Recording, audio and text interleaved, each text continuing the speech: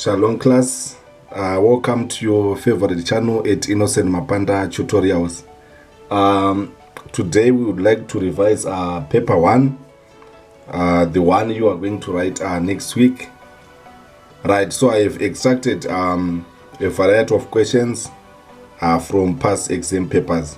So this is going to be the first revision. I'm going to dub it revision 1, right? So this is question number 27. It reads, point Q is on a bearing of 35 degrees southeast from P. Calculate the three-figure bearing of P from Q, right?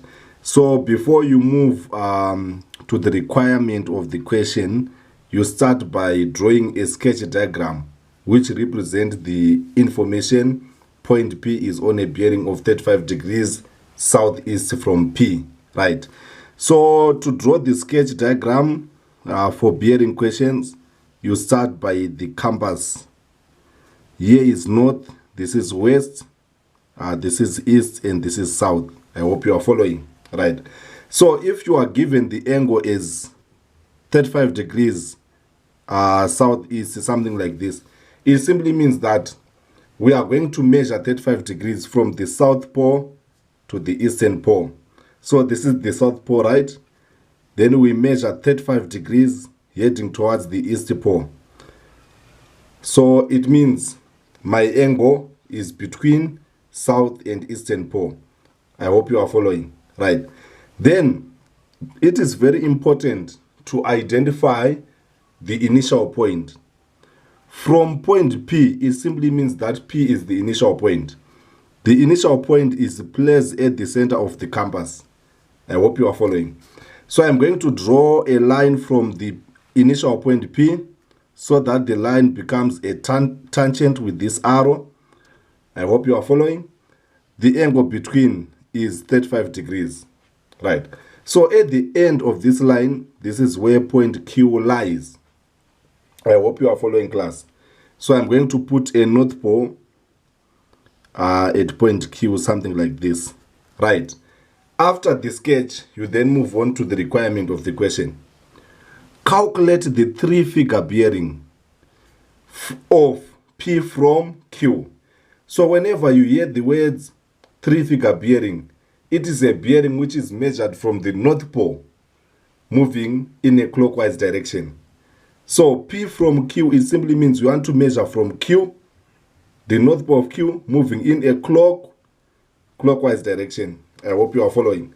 So this is point Q, right? So I want to move in a clockwise direction to touch the line connecting P and Q. Let this required angle be theta. I hope you are following, right? So to find this angle, you start by finding this angle here, this small angle here. Then you complete your revolution, right? So you can clearly notice that the north pole of Q and the north pole of P are parallel lines, and we are creating Z angles with this 35 degrees at P. It simply means that we have 35 degrees at Q, since this angle and this angle are alternate angles or Z angles. I hope you are following. So to find the required bearing theta, 360 less 35 degrees, it means that your answer is 325 degrees. Then you are home and dry. I hope you are following, class. Right. We move on to part B of the question. Right. Remember, when attacking triangles or trig ratios in paper 1 Zimsec syllabus, calculator is not allowed. So they normally or they usually give you this table below, right? So I want you to notice something, right? That if you are given tan 60, you can make use of the given tan 60 to find the tan of 120. But tan of 120 is negative 1,73, right? So tan 120 is equals to negative of tan of 60. I hope you are following. Then sine 120 is equally good as the sine of 60. So for sine, you don't put a negative. Then cos 120 is equals to negative of the cos of 60, right? So this is what you normally do when attacking paper 1 Zimsec, right? So 60 and 120 are supplementary angles. These are angles which add up to 180, right? So if the question comes with 120 degrees, right? The examiner, they don't give you 120, but they give you tan of 60, sine of 60, and cos of 60. In simple terms, sine is the odd one out, which remains the same, and cos and tan put a negative sign. Right, here comes the first question. Find the area of triangle. So to find the area of triangle, we can make use of the formula half AB sine theta. Let's say this is your triangle. A and B are sides which enclose the angle theta in between. So according to this question, we are going to take A as 5 and B as 10. Theta becomes 120. So half 5 10 and sine 120 is your area, which can be simplified as half 5 10 open bracket close bracket. We want to get rid of sine 120. So sine 120 is equal to sine of 60. So you just write 0.86. This time around you don't write sine, but you write 0.86, right?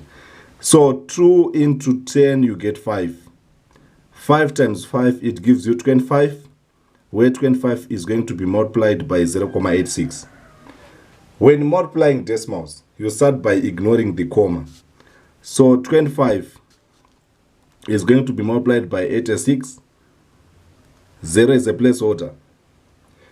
8 times 5, you get 40. So you write 4, get 0. 8 by 2, you get 16 plus 4, you get 20. You put a plus. 6 by 5 is 30, 0 carry 3. 6 by 2, you get 12 plus 3, it gives you 15. So here you get 0. In this column you get 5. This is 1 and this is 2. But do not forget that you add 2 decimal places before you multiply, right? So our answer is going to be given as 21.50, right? So in the first part, we got 25 degrees as our bearing. In the second part, our area is 25.5, which is square centimeters. I hope you are following, class. We move on to item 2. Calculate the length of BC, leaving your answer in said form, right? So if you are given 2 sides and an angle between, you make use of cosine rule, right? We normally say BC squared is equals to 5 squared plus 10 squared minus 2 open bracket 5, 10, then you write cos 120, something like this, right? But since we want to find BC, to get rid of this power 2, you need to introduce square root both sides. So square root of BC squared become BC. I hope you are following. 5 squared is 25. 10 squared you get 100. Minus, right? 2 times 5 you get 10. 10 times 10 you get 100. So you put your 100, open bracket and close bracket, right? We now need to get rid of this cos 120. So to get rid of this cos 120, you need to understand that cos 120 is good as negative of cos 60. So this is negative 0.50, which I can write as negative since 0.50 is good as half. So it is easier to multiply by half the fraction than to multiply with a decimal number. I hope you are following. Right, we now apply the rules of BODMAS. BODMAS says, do not add or subtract before the removal of brackets. So it means 25 and plus 100. I'm going to paste and copy them as it is so that I finish up the workings of the brackets. I hope you are following. So negative times negative, you get a plus. Then 2 into 100, you get 50. After the removal of the bracket, you now combine all the three numbers through the process of addition. So 25 plus 100, it's 125, plus 50, you get 175. So BC is equals to 175, and this is your final answer.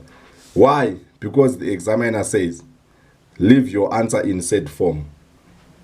So since 175 is not a perfect square, it does not have an exact square root. So you leave it as square root of 175, then you are home and dry. Right. So be very careful. Some of the questions, they may ask you to find the length, they may ask you to find BC squared. If they ask you to find BC squared, it means your answer becomes 175 without a square root, since you don't extract both sides with the square root for BC squared to remain BC squared on your left side. So you will be working on the right side, but without inserting the square root, so that the left side remains BC squared. So your answer becomes BC squared is equals to square root of 175. Right, so for the sake of revision, you may encounter a question which may ask you to find the shortest distance from B to CA produced, right? I understand that some of you, you know that if we have A and C, and you are asked to find the shortest distance from B to AC, you know that you draw a perpendicular line from point B to formulate 90 degree with the line AC, and the shortest distance is represented by X. You know that, right? So there is a big difference between B to AC or B to AC produced. They are different, right? Here the examiner is asking you to find the shortest distance from B to AC to CA produced.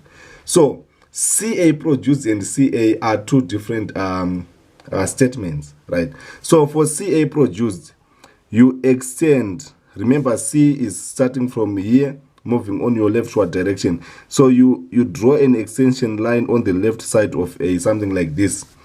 This extension line that you have drawn is the one which is denoted as CA produced. And this line is CA, right? And this is the CA produced, the extended one, right? So you now draw a line from this B to formulate a 90-degree angle with the extended line, which we denote as the CA produced.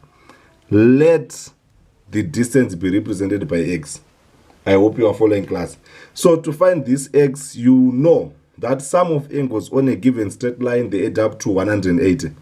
So 180 minus 120, you get 60 degrees at point A, right? We have two methods to attack this question.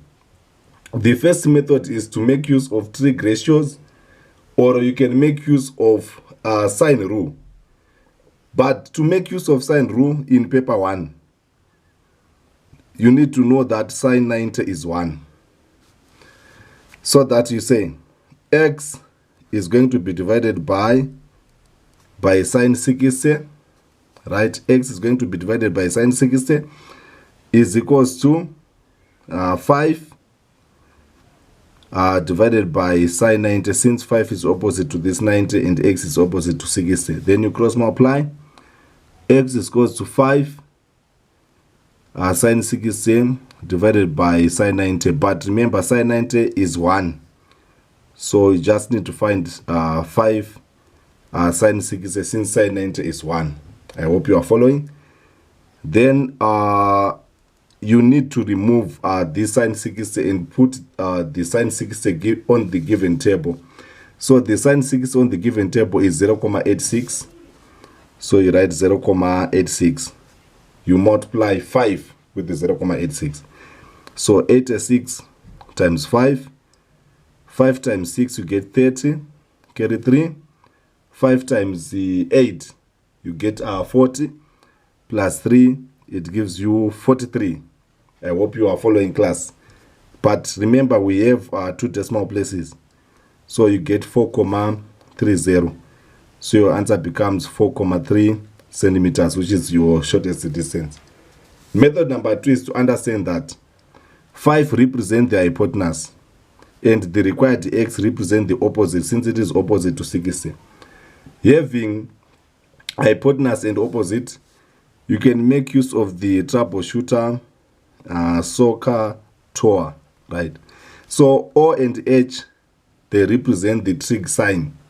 So you write sine theta is equals to opposite over hypotenuse. Then you write sine 60, which is your theta, and the opposite is x here, and the hypotenuse is 5. Then you cross multiply, you get 5 sine 60 is equals to x. Then for sine 60, it's 0,86 on the given table is equals to x. So if you multiply like the way we did in method number 1, you get 4,3. So you still get your 4,3 as your answer. So this is the alternative method to find the shortest distance from B to CA produced. I hope you are listening, class. I hope you are following. If you are watching for the first time, please subscribe to our channel so that you don't miss new videos when posted. Right, I'm now preparing the second video, and make sure you are subscribed to our channel so that you don't miss it. Till we meet again, shalom.